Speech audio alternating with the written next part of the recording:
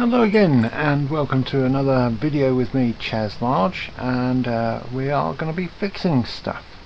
And today we're going to be fixing this little device, which is an ECHO AudioFire 4. Basically it's an external sound card. It's used sort of semi-professionally, if you like. It's got two input jacks with trim controls on the front. You can monitor the sound on the output.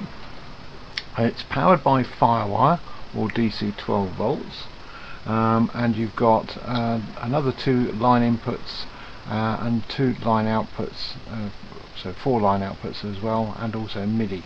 It's quite an old device, and I've actually got two of these. One I used to use for the radio studio, and well, I still do, for sound editing, but I had to buy a second one because this one went faulty.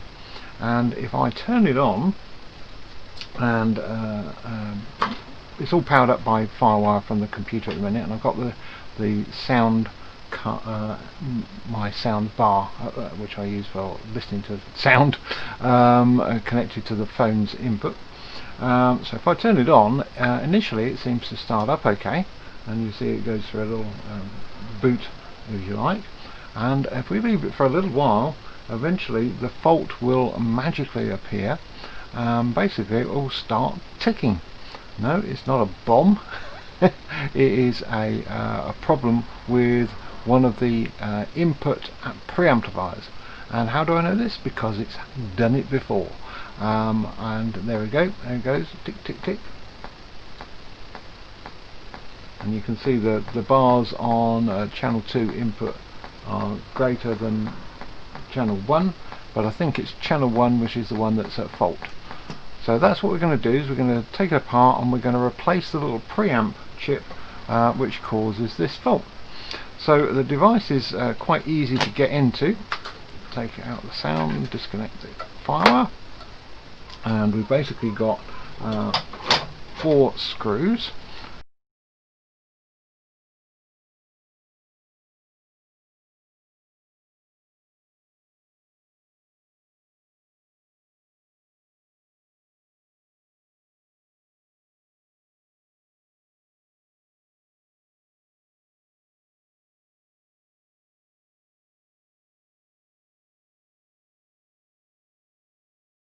Well, apparently, as far as I remember, this fault is actually quite common with these devices, and now it becomes apparent.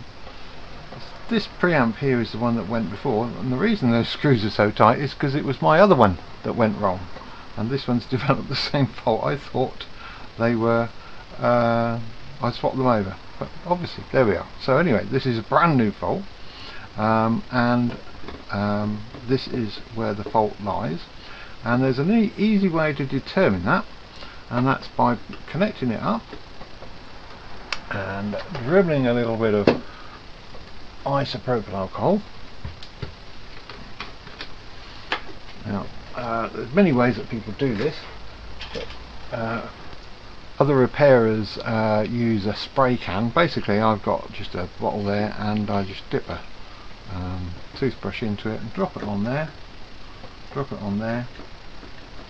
and then turn it on, and you should see, if my memory serves me correctly, when the fault really starts to get going,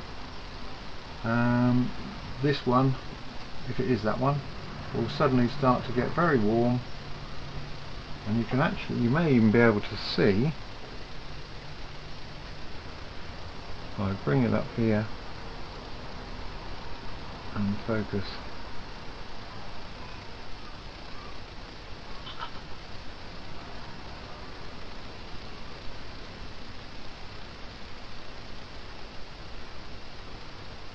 that one, yeah, you can see that one's starting to get very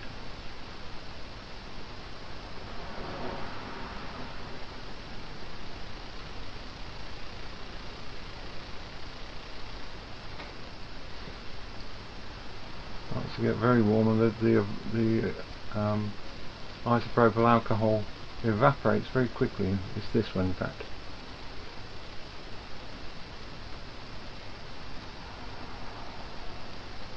this one's still quite wet, whereas this one's nearly dry. Still quite wet, this one's nearly dry, and if I... Yep, oh, scorchio. So basically what we've got to do is to replace that chip. And the tricky thing about this is that where that chip is right next to lots of other chips on the board.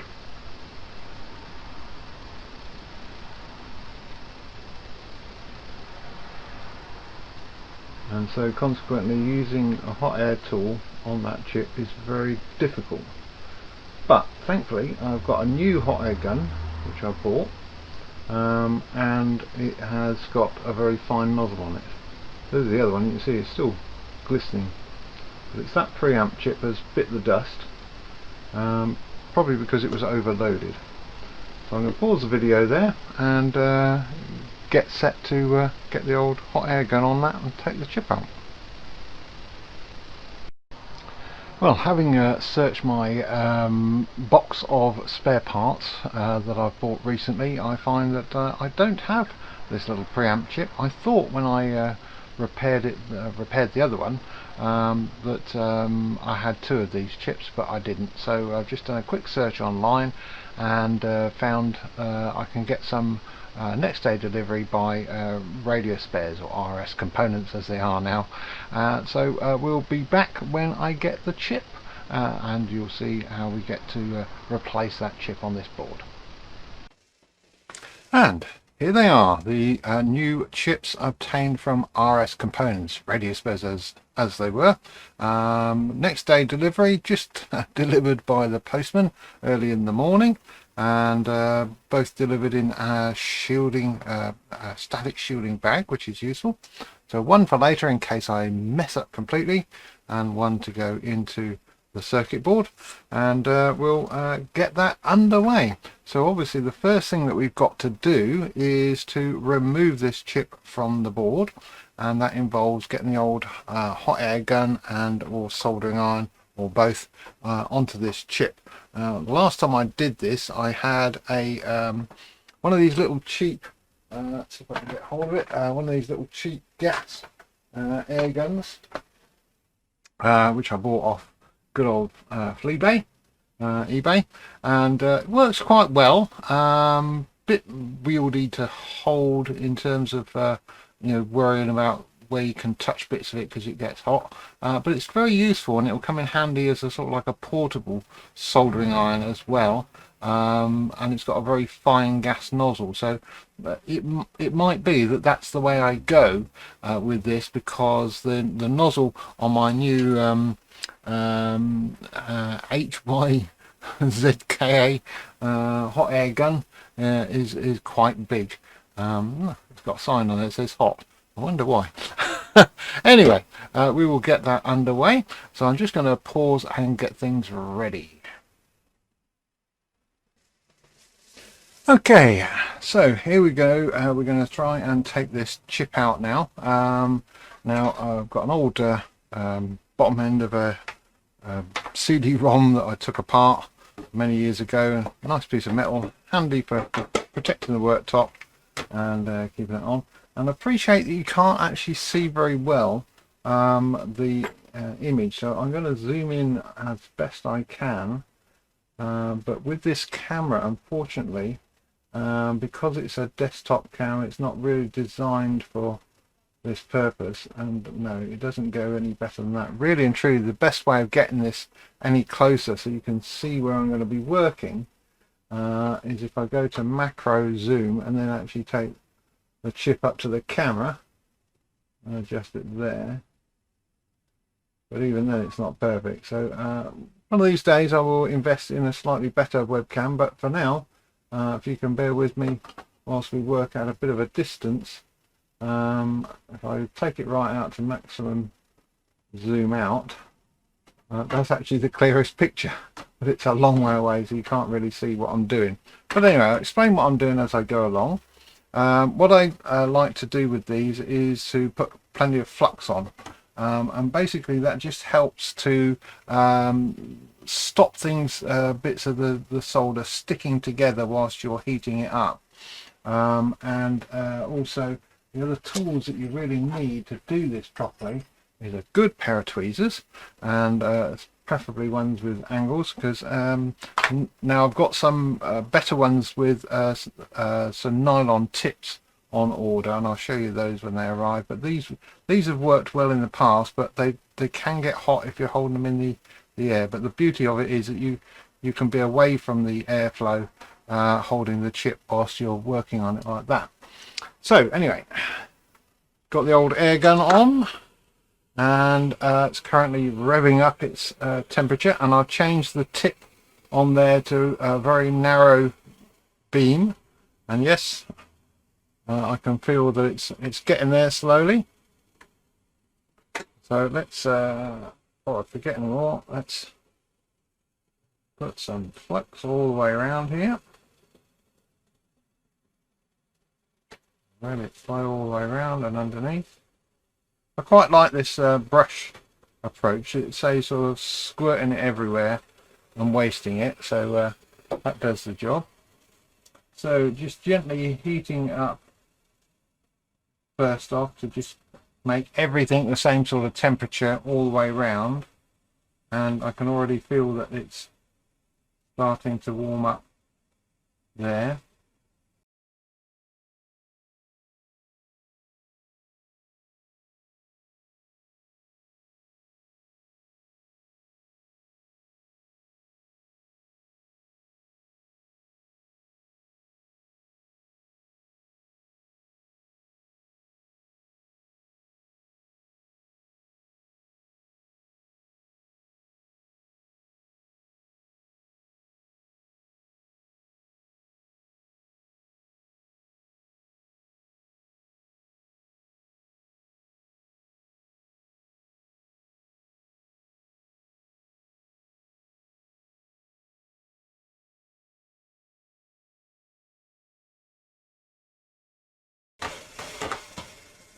I think actually I'm going to change the nozzle.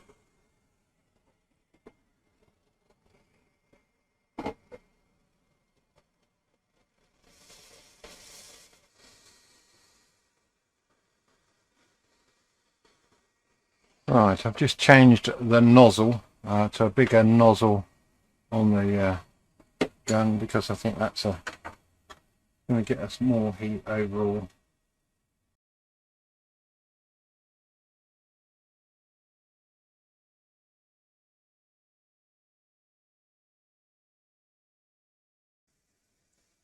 Here she comes. There we are. I see that's the faulty chip off. The actual board looks quite good. Take the faulty chip off.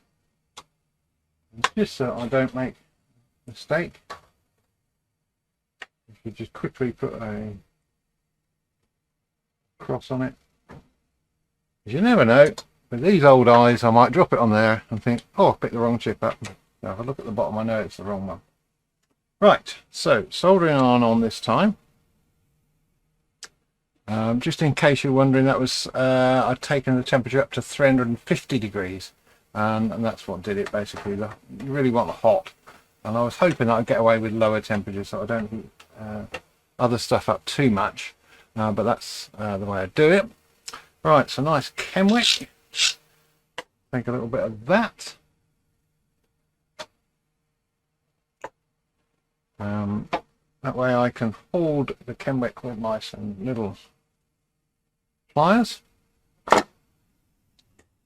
and do tweezers if necessary. Soldering iron is still warming up. Should have switched that on earlier. But basically, if you try and do your wicking off or holding that, you've got to try and fiddle this end to get onto the board whilst you're wicking the solder off. So if you cut a little bit off, you can hold it with pliers or tweezers, and you can be a lot more accurate about where you're holding the wick on the circuit board whilst you're doing that. So soldering iron is getting there. I've got a nice little fine tip. Give it a quick clean off, and just put the quick on the board and put the soldering iron to it, and basically just wipe just gently, let the heat do the work. Don't try forcing it off, right, because you'll wipe the pads off the circuit board.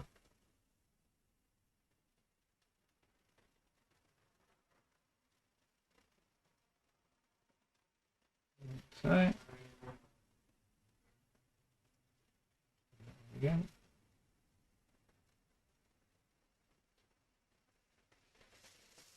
there we are. So that's the pads all nicely cleaned up, as you can see there. Now, nice little bit of flux on there.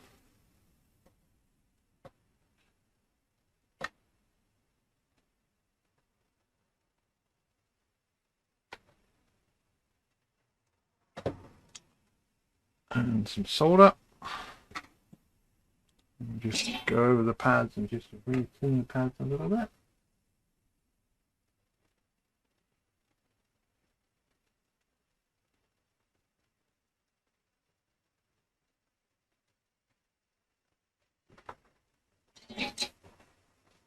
So, and then we take one of the new chips into the packaging. Quick double check touch of the earth, make sure I'm not built up a static charge.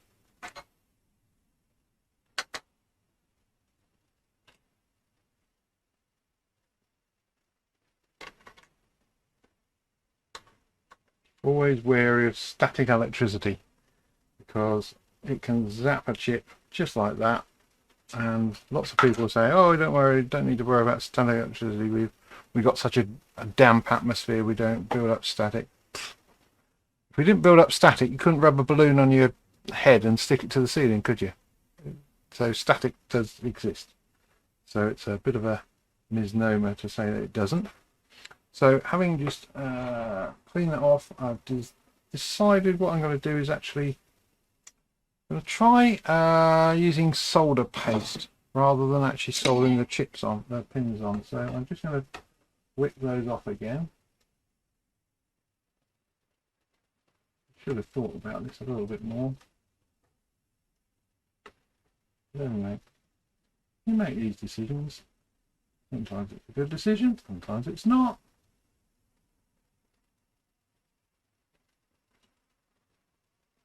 There we are. Clean those off. A bit more flux on the board again. And some solder paste, which is mechanic solder paste. I've used this many times, and the way I do it is you can get a nozzle to put on there, but I prefer to just sort of squeeze a little bit out, use a screwdriver, and just basically a little bit like that, just wipe it onto the board, onto pads.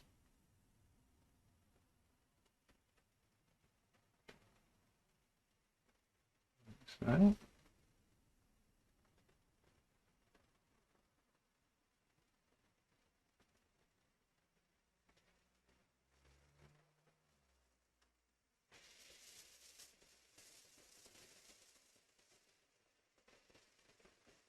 a reasonable covering on all the pads.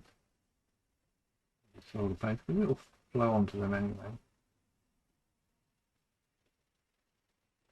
Wipe off any excess if you can. I'm sure there's a better way of doing it, but we're in such a confined little space at the minute. Anyway, done that. Put the cap back on there to protect it. Back into my little drawer. Get the old cloth and wipe off my soldering iron, screwdriver of the paste, and then take the chip. There's a new chip, just double check it's not got a cross on the bottom, so I know it's not the old one. And pop that onto the board.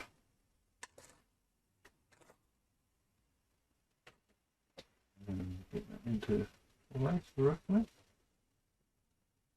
Line up the pins with the pads. Just because my eyes are old. Change glasses, so some magnifying glasses so I can actually see a little bit clearer.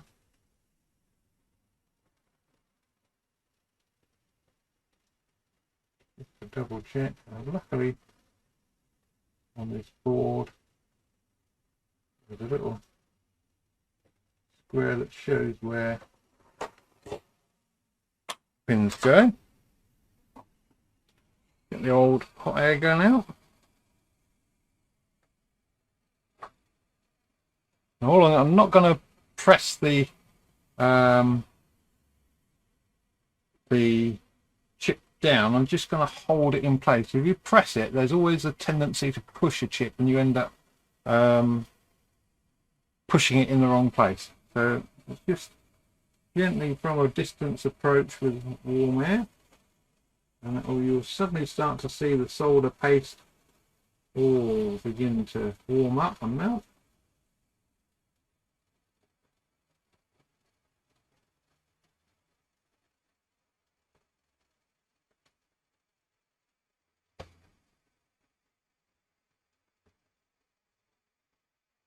There she goes. Gently put a little bit of pressure on the chip just to hold it down.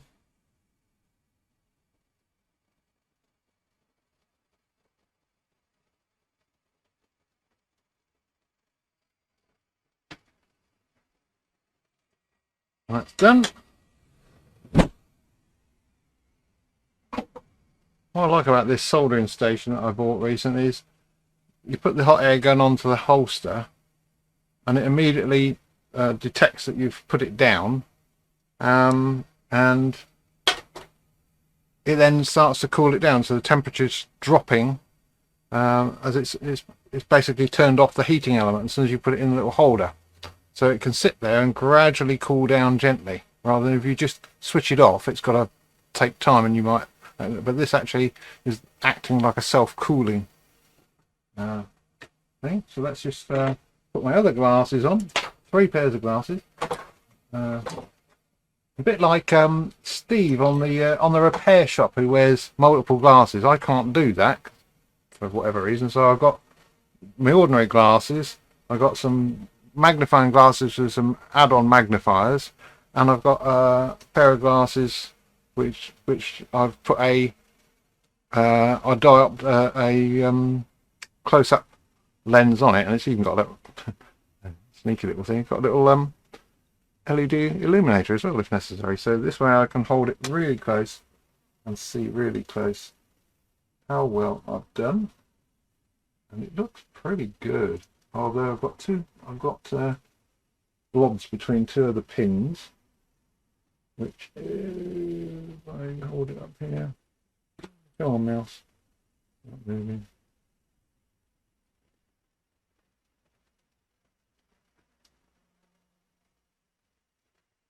You can see I've got in the what would be the bottom left hand corner of the chip 2 blobs, so I've got to go over this with my soldering iron. So I'm just going to put a little bit more flux on here.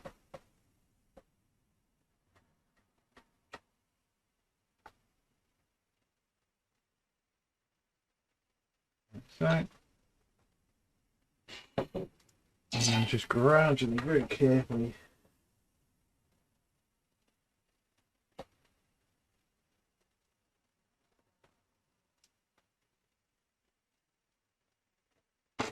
a big blob, and I'll have to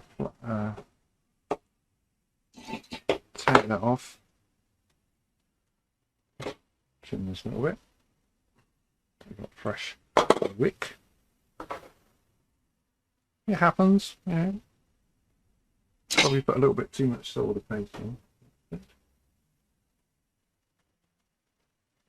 Actually, Oh, the pains of getting old and your eyesight going. Years ago I could do this without any glasses at all. Here it is gone. Let's just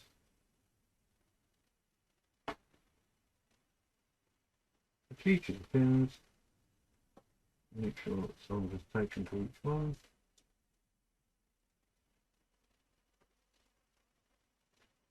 Sure they have. It looks good.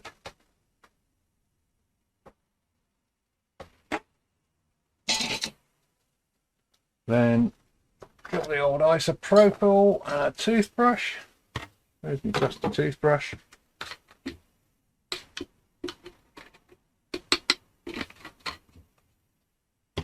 Just a minute.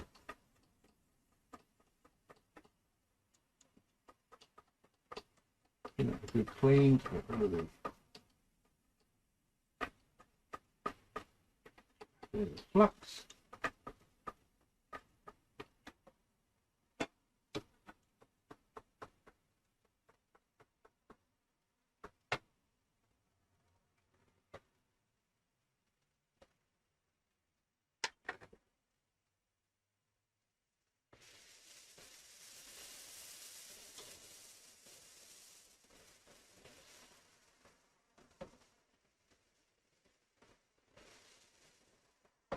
Oh, looking pretty good. Quick swap. Very close up check.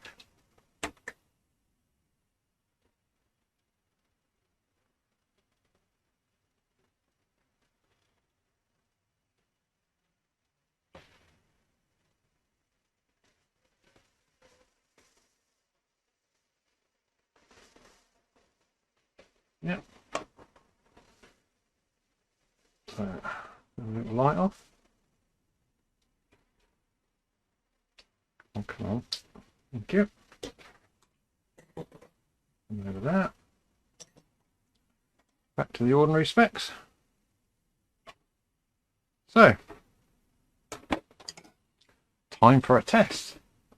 Oh, forgot about the about the focus. Oh, well, that looks bloody awful. Me working on that out of focus. Anyway, sorry about that. You can see me because that focus on that one doesn't change. Although I'd like a camera on there, I could zoom out a little bit, but there we are. Put it in the best place I could think of. So, make sure it's powered off. Plug in the old firewire. Switch it on. Little boot lights came on. No pulsating. Switch it off again for a minute and just check it's not hot. And it's not. Let's do another little check. Get my sound card. Oops, sound input plugged into there.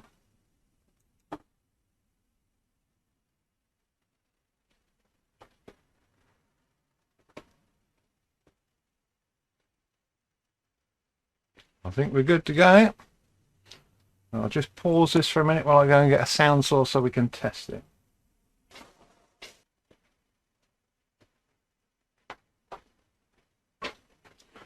Bear with me a second.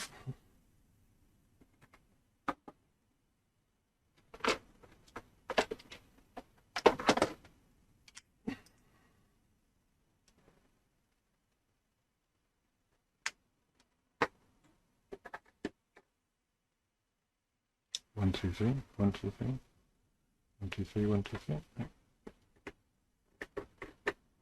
1, 2, 3, 1, 2, 3, 1, 2, 3. Odd, can't hear a thing out. Headphone socket.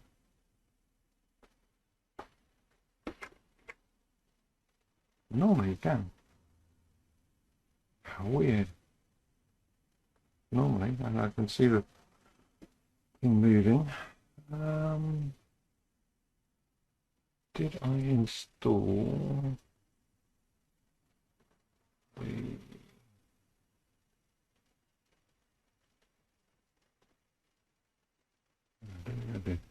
right, bear with me again. I shall pause this for a minute. Right, the reason why we couldn't hear anything is because I hadn't installed the AudioFire software for this sound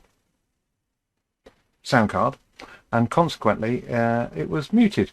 So here's the software normally sits there. This pot is still very dodgy, this particular one here. So if I move it just a slightly, it will, I don't know whether this is actually mixing through into the sound that you're hearing, but I can hear it on here. But it's still very scratchy, whereas this one's not. So I think what I might do is I might take that chip out of that. Oh, it's really bad. But anyway, the point is we have sound working fine from both channels. So this fault that we had on there has been fixed by replacing this chip. So the next thing I'll do is I'll power it off, and I will take this pot out of the board, take it apart and clean it. So let's do that. That will disappear now.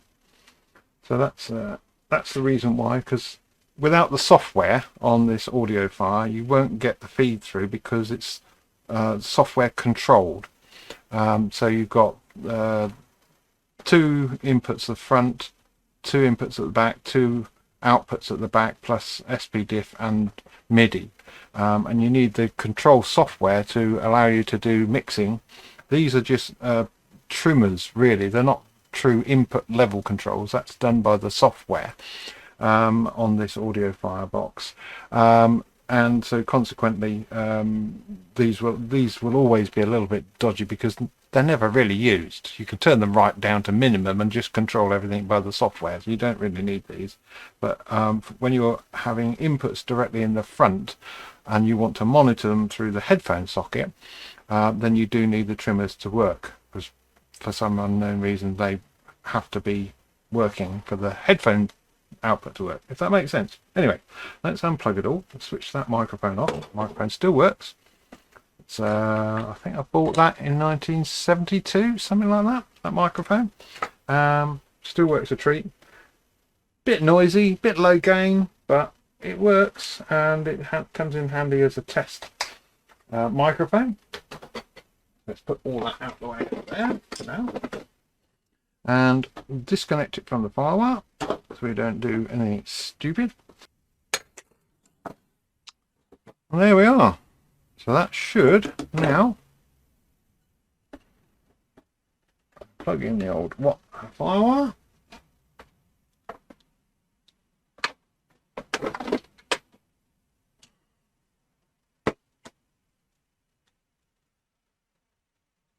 Plug in the microphones. Left and right. Now if I turn that on, that should bring up the display, which it has. Handy with that driver. And we should see, there we are. That microphone's working fine, one side or the other. 1, 2, 3. 1, 2, 3. 1, 2, 3. Put it into wide mode. This microphone. There you go. 1, 2, 3, 1, 2, 3, 1, 2, 3, 1, 2, 3, 1, 2, 3, 1, 2, 3. Like so. There we go. Even better. If I turned the microphone on properly in the first place, you would have seen that it worked perfectly. So that's one channel. If I turn one channel down, you'd see one channel's disappeared. Turn the other one up. Turn that one down, that one's disappeared. So, final thing is to rebuild it. So let's just turn that off.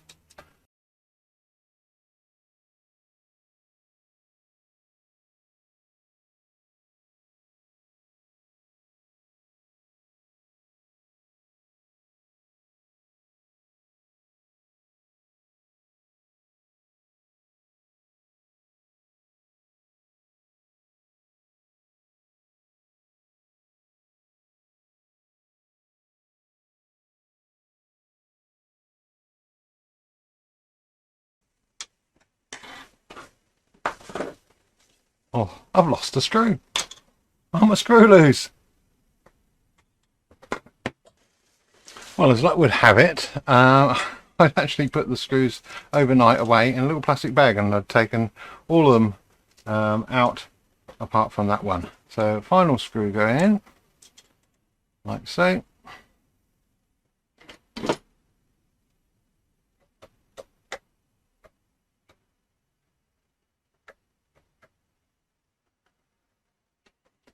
There it is, and I will just get some proper sound.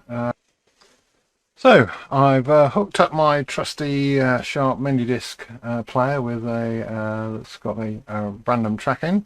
Taken it out through one, because this is a mono input, so I can only do one channel at a time, and this should come out through the speaker, so you should be able to hear this. And I can only play a little bit because I'll get the old Google thingy, whatever. So that's working on that channel, and plug it into the channel. You can see it. There you go. So there we are. So it is now fully working ECHO AudioFire 4. I'm happy if you've enjoyed this, and if you enjoyed this video, I'll hopefully be doing some more. So thanks very much for watching. Do keep in touch. Let me know any comments you have about anything I've said in this video, quality, whatever. I mean, whatever feedback you want to give me will help me make better videos in the future. So take care, keep happy, keep well, and keep watching. Cheerio.